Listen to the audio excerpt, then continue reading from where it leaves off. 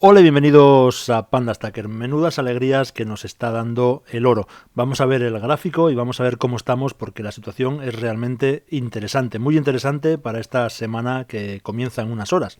Vamos a ampliar un poco. Habíamos visto esta subida vertical que había tenido el oro hasta hacer sus nuevos máximos históricos aquí en la zona de, casi $2.200 por onza, $2.195 para ser exactos. Y os comentaba que una subida así tan vertical tampoco era sana, que en algún momento tendría que hacer alguna corrección. Y bueno, yo os había marcado como zona a vigilar en caso de una corrección esta línea que tenemos aquí, esta línea en torno a $2.076, que está marcada en la primera vez que tocó este máximo, que luego hizo en varias ocasiones, y por lo tanto era una resistencia muy potente y, como os había comentado, una resistencia muy fuerte. Cuando la supera se convierte también en un soporte muy fuerte. Entonces lo esperable era que si había una corrección y se acercaba a esta zona, ver que realmente se había convertido en un soporte y rebotaba. Pero ha ocurrido algo más interesante todavía. Después de esta impresionante subida, voy a quitar esta parte de Fibonacci porque ahora mismo no nos sirve más que para molestar. Bueno, pues lo más interesante es que después de esta subida vertical, lo que ha ocurrido no ha sido una corrección, ha sido lo que parece una consolidación. ¿Qué diferencia hay? Porque efectivamente ha bajado. Bueno, una corrección es una caída más fuerte, es decir, que corrige una parte de la subida. Y como os decía, esa corrección podría llegar incluso hasta esta zona, hasta los 2076 perfectamente. Sin embargo, lo que ha hecho estos días es que ha frenado la subida, pero no ha tenido una caída y una corrección fuerte. Como veis, en varios días se ha movido por esta zona. Parece claramente una consolidación de niveles, es decir, se da un respiro, se mueve por esta zona, no sabemos cuánto tiempo, y si es una consolidación quiere decir que en algún momento desde aquí iniciaría de nuevo la senda alcista. Todavía es pronto para saber si es una consolidación, porque todavía puede ser el inicio de una corrección, pero es una figura muy interesante, porque como podemos ver los mínimos son decrecientes, y además está formando prácticamente una figura de triángulo.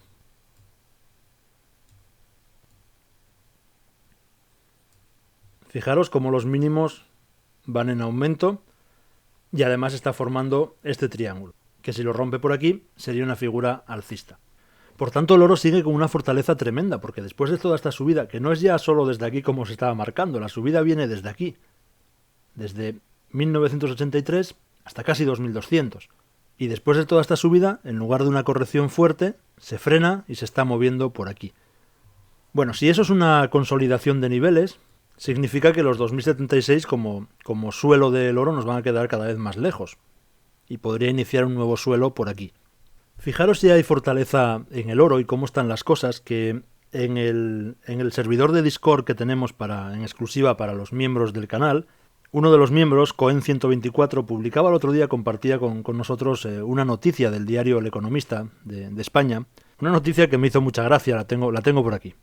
Una noticia donde de repente dice el titular: el misterioso auge del oro hacia máximos históricos, y entre comillas estamos perplejos.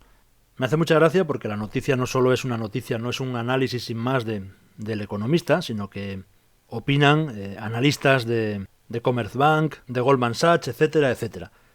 Y todos dicen que están perplejos porque no se explican esa subida del oro, ¿no? Dice aquí, la materia prima avanza un 5,5% en marzo y un 12% en 12 meses.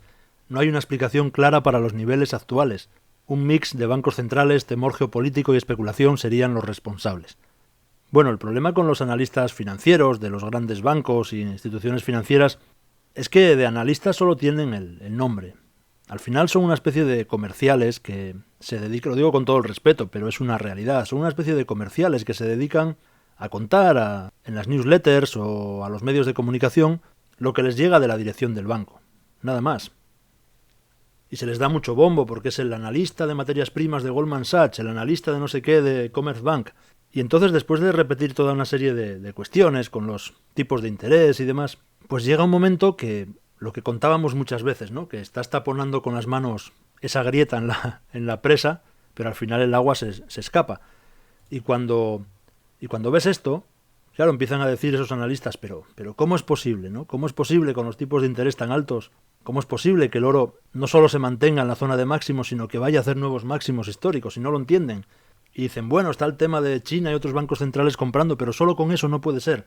Está el tema del riesgo geopolítico, pero solo eso no puede ser. Bueno, pues será una suma de todo eso.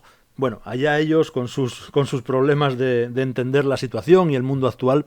Lo único que debe de servirnos eso es para recordar que nunca, nunca, nunca, jamás, eso es algo que hay que grabarse a fuego, jamás debemos de tomar decisiones basadas en las opiniones de analistas financieros que tengan que ver con los bancos o instituciones financieras, sean las que sean. Jamás. Sus intereses no son los nuestros, ellos tienen unos intereses y nosotros otros, que son contrapuestos. Normalmente para que ellos ganen dinero nosotros tenemos que perderlo. Y con esto no estoy criticando a esos analistas que muchas veces ni siquiera son conscientes de esa realidad. Pero es un mundo, lo he comentado muchas veces, que está para ganar dinero, generalmente haciendo lo contrario de lo que dicen. Es decir, haciéndonos que los demás seamos la contraparte para que ellos ganen dinero.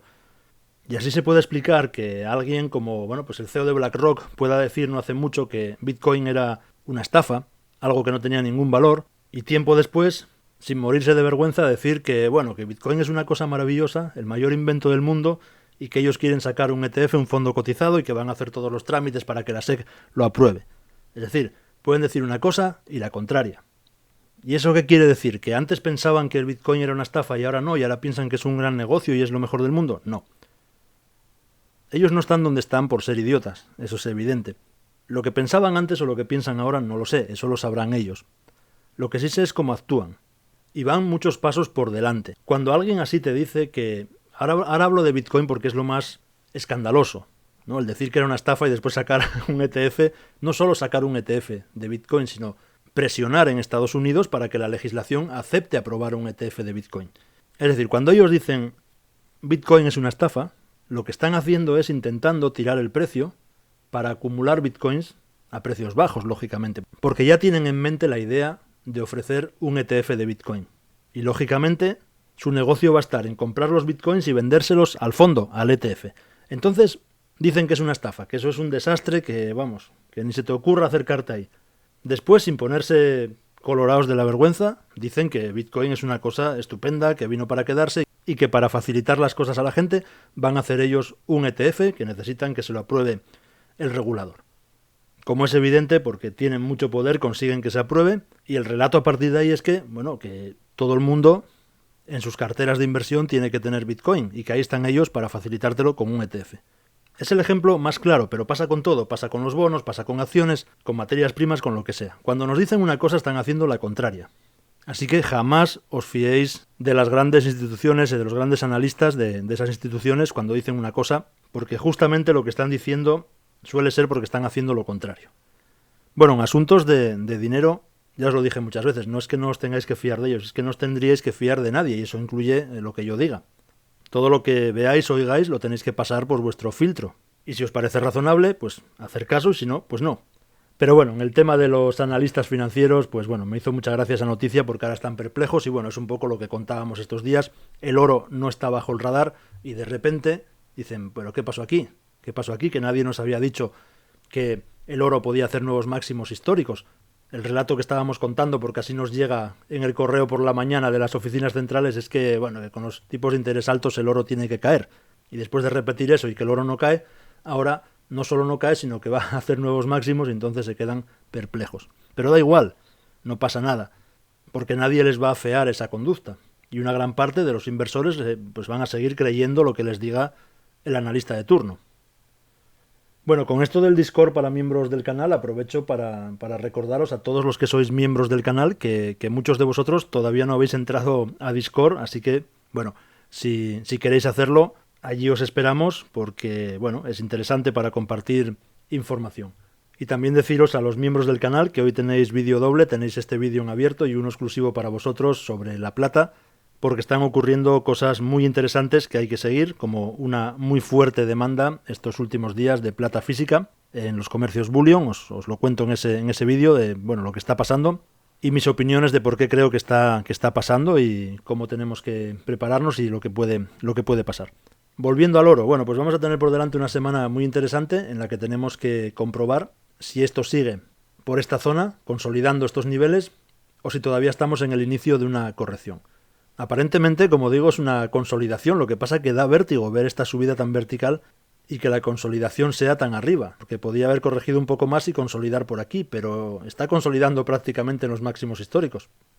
Así que probablemente tengamos otra semana de infarto como aquellas aquí atrás en las que cada día teníamos una subida en vertical, ¿no? Bueno, no creo que esta semana veamos una subida en vertical, pero vamos a ver si vemos la consolidación por estos mismos niveles.